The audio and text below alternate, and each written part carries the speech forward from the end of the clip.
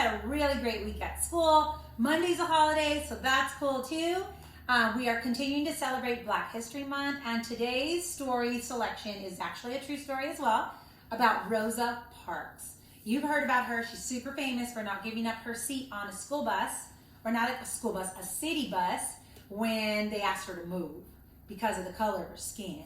So we're going to learn all about this, and I want to say thank you to the amazing team over at Seiko, because these books are from Miss Robinson's library, and I got to read to Miss Robinson's class on Monday, or actually on Tuesday, and we read this book. So now you get to hear it. Everyone gets to hear it from them, and if Miss Robinson's class is listening, I want you to listen for other details that you might not have caught the first time I read it with you, okay? So Rosa's the name of the book. Nikki Giovanni is the author, illustrated by Brian Collier, okay? Hola comunidad de Greenfield, soy su Brenda Galván, aquí con ustedes otra vez leyendo historias para celebrar el mes de americanos africanos. Esta historia es también igual fabuloso, y esta se llama Rosa porque es sobre la vida de una señora, Rosa Parks, que no quería mover en un autobús. En el pasado, mucha gente quería que ella se vaya, la policía y otros, y ella dijo que no, yo puedo sentar aquí, y no quería mover, y lo arrestaron. So, vamos a oír la historia de su vida y cómo era muy valiente para una causa que era muy importante para ella. All right, here we go, Rosa, and we are going to read this story to you. Everybody knew, let me make sure I didn't turn too many pages. Ooh, I almost missed the first page. My goodness. Okay, I'm back in business. Here we go. Mrs. Parks was having a good day. Mother was getting over that touch of flu and was getting up for breakfast at the table. Her husband, Raymond Parks, one of the best barbers in the county, had been asked to take an extra work at the Air Force Base. And the first day of December was always special because you could just feel Christmas in the air. Everybody knew the alterations department would soon be very, very busy. Mrs. Parks would laugh each year at the extra seamstresses and say that those elves in the North Pole have nothing on us. She's very good at sewing. The women of Montgomery, both young and old, would come in with their fancy holiday dresses so that she could do alterations and adjust their blouses, their dresses, for their Sunday best. Rosa Parks was the best seamstress all around. The needle and the thread flew through her hands like golden spinning. And the other seamstresses would tease Rosa Parks and say she used magic. Rosa would laugh. It's not magic. It's just concentration, she would say. Some days she would skip lunch to be finished on time. This Thursday, they had gotten ahead of their schedule.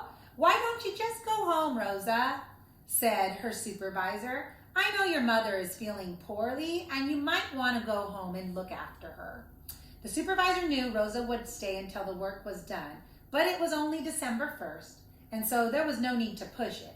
Rosa appreciated that. Now she could get home early, and since Raymond would be working late, maybe she would surprise him with a meatloaf, which was his favorite dinner. See you in the morning, Rosa said, waving goodbye and heading to the bus stop. She fiddled in her pocket for the dime so that she could not have to ask for change. Cost a dime to ride the bus. And also to make sure that she had a nice dinner to make.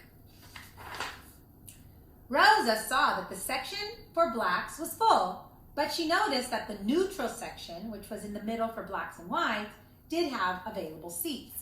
And the black people and the white people could sit in that section. The left side of the aisle had 2 seats, and on the right side, a man was sitting next to the window. Rosa decided to sit next to him. She did not remember his name, but she did remember that his face looked familiar. His son, Jimmy, came frequently to the NAACP Youth Council affairs. They exchanged pleasantries as the bus pulled away from the curb. Rosa settled her sewing bag and her purse near her knees, trying not to crowd Jimmy's father. Men take up more space, she said. She was thinking as she tried to squish her packages closer to herself. The bus made several stops, and the 2 seats opposite her were filled with blacks. She sat on the other side of the aisle, daydreaming about the good day she had and planning for that special meal for her husband. Let's see. Yeah. I said, give me those seats. The bus driver yelled at Mrs. Parks, and she looked surprised. The two men on the opposite side of the aisle were rising to move into the crowded black section. Jimmy's father muttered, more to himself than anyone else, I don't feel like trouble today.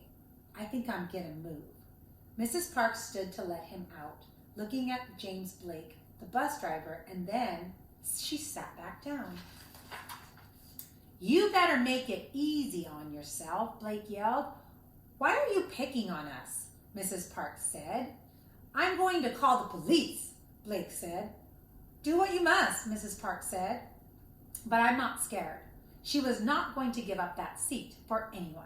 Some of the white people were saying aloud, she ought to be arrested and take her off this bus. Send her away. Some of the black people recognized the potential of this getting ugly, and they got off the bus. Others stayed on, saying among them, that is the neutral section. She has a right to be there. She's sitting in the neutral section, which meant that both blacks and whites were supposed to be able to sit there. As Mrs. Parks sat waiting for the police to come, she thought of all the brave men and women, all the boys and girls who stood tall for civil rights. She recited in her mind the 1954 Brown versus the Board of Education decision, in which the United States Supreme Court ruled that separate is inherently unequal. She sighed as she realized she was tired. Not tired from work, but tired of putting white people first. Tired of stepping off sidewalks to let white people pass. Tired of eating at a separate lunch counter. And tired of going to a separate school. She was tired of seeing the signs that said, colored entrance here, colored balconies, colored drinking fountains, and colored taxis.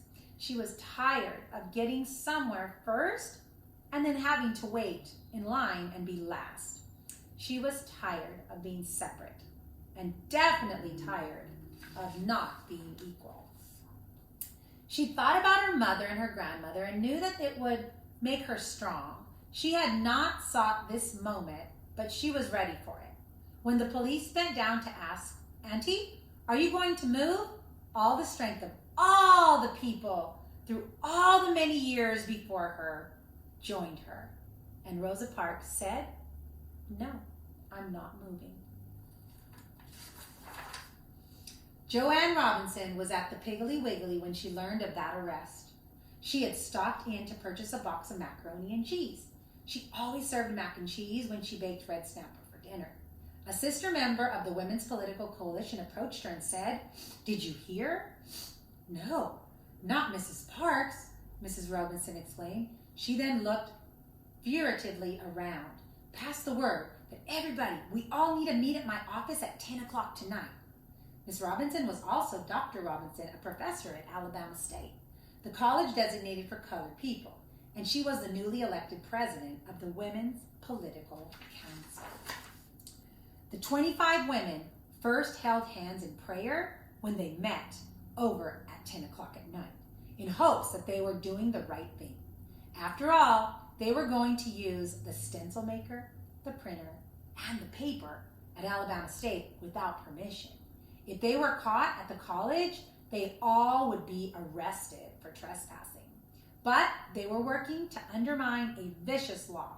They decided they would stand under the umbrella of courage that Rosa Parks had offered for them, keeping off the reins and fear and self-disgust. The women quickly formed groups to carry out each task.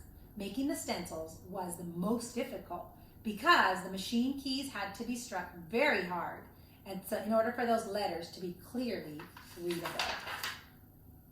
The poster read, "No riders today. Support Mrs. Parks. Stay off the buses. Walk on Monday." The women made enough posters to hang all over Montgomery. The next morning, as people read the posters, they remembered the joy they felt when the Supreme Court declared that separate was not equal. They were sure that once the High Court in the land had spoken, they would not be treated so badly. But that was not the case.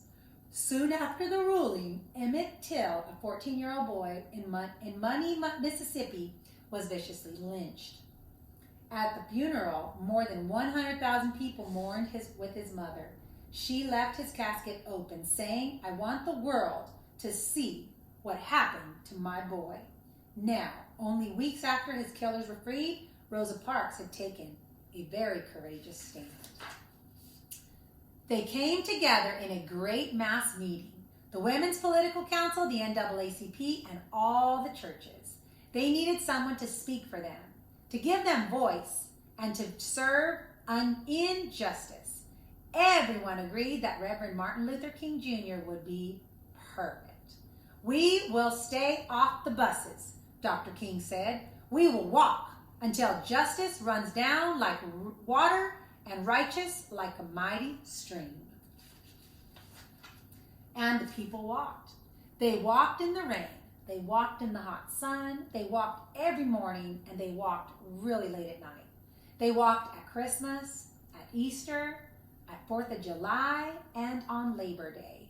They walked on Thanksgiving, and then it was almost Christmas again, and they still walked. People from all over the United States sent shoes and coats and money so the citizens of Montgomery could walk. Everyone was proud of the nonviolent movement, and the sole force that bound the community together would sustain many marchers for years to come and for the years of struggle that were yet to come.